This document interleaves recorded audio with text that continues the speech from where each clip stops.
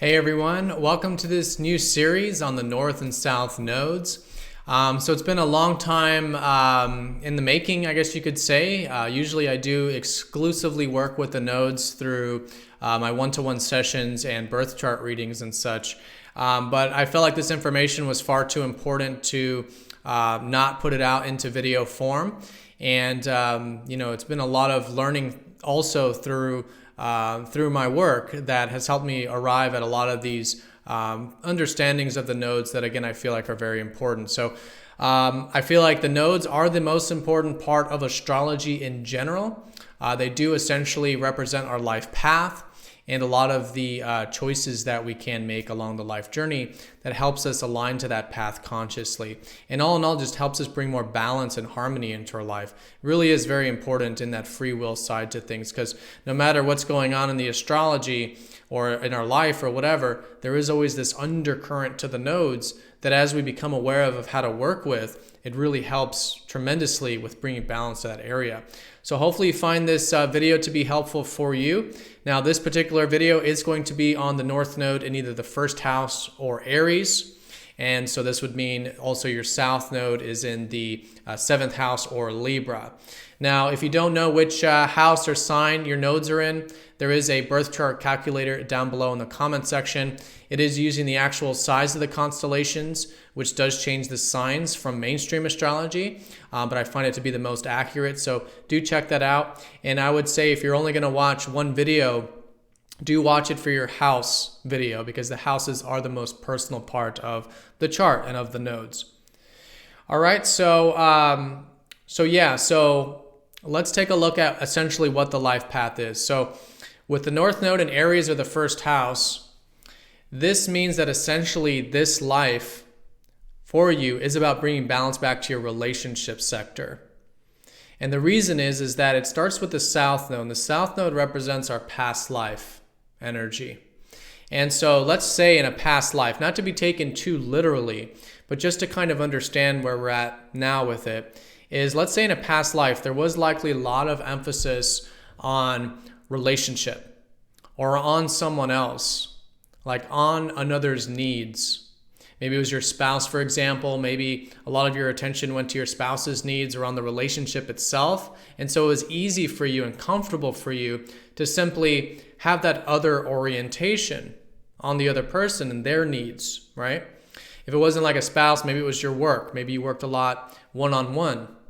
And so this energy is likely still very strong in your life, you'll notice, especially in your earlier years, maybe around your 20s is usually when we're very much emphasizing our South Node. But the reason this is important now is that essentially your life path is about bringing balance back to this relating sector, to your relationships. And the process of going about this will be, one, being non-attached to relationship or non-attached to another's needs. Not attached to that side of yourself that just wants to feel comfortable with focusing on other, right? Or, doing things to please someone else, or, this kind of energy, which is more focused on the other person or on the relationship itself.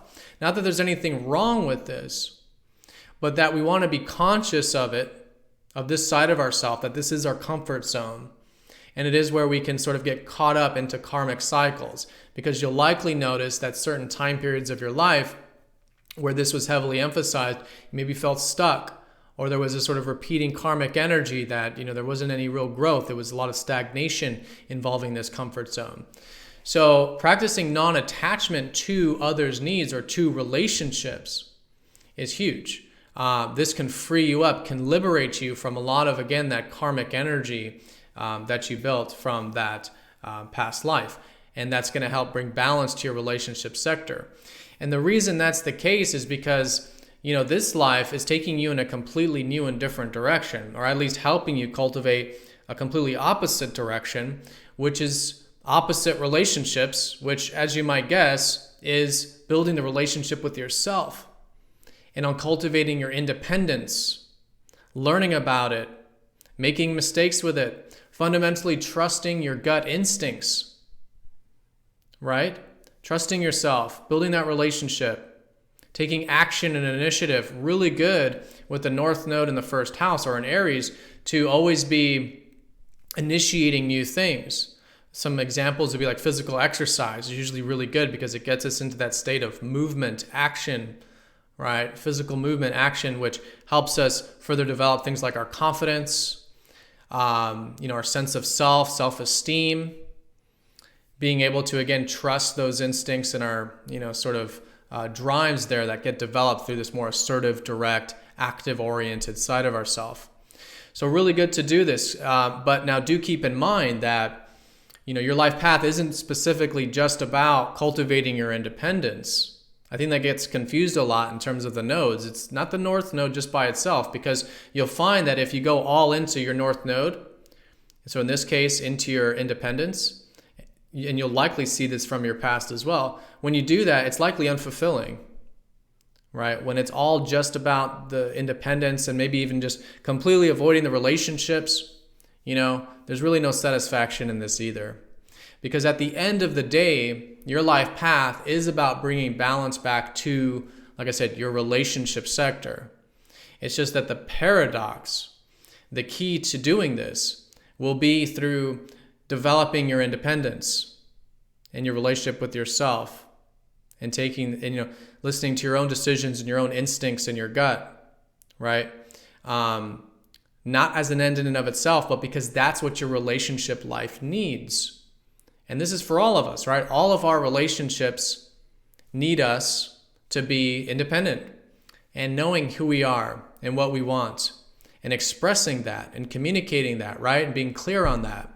These are very, very important components of healthy relationships, if not the most important, right?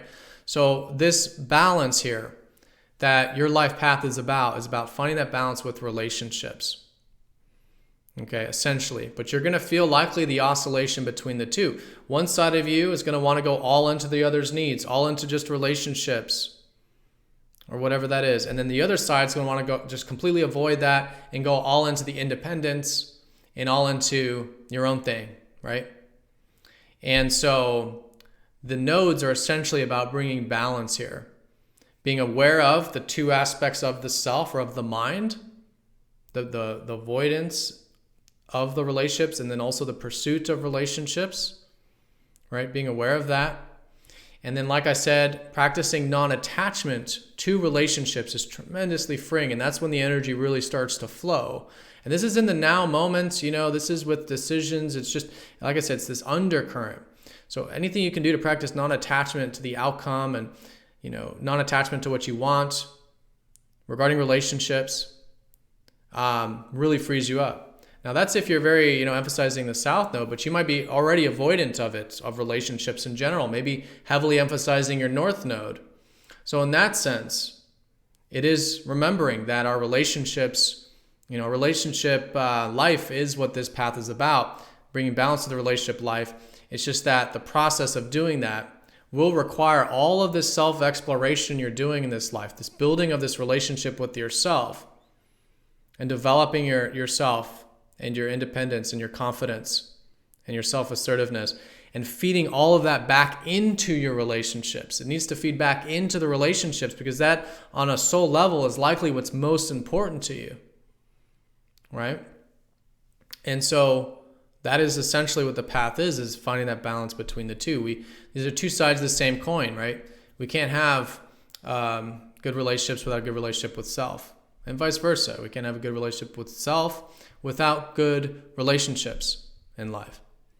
And there's really, no difference between our needs and others' needs when it's about seeing them as two sides of the same coin. There's always that middle ground. There's always that way of relating and finding the middle ground between our needs and others. But both need to be present, our needs and others, right? So your path is essentially about finding this balance.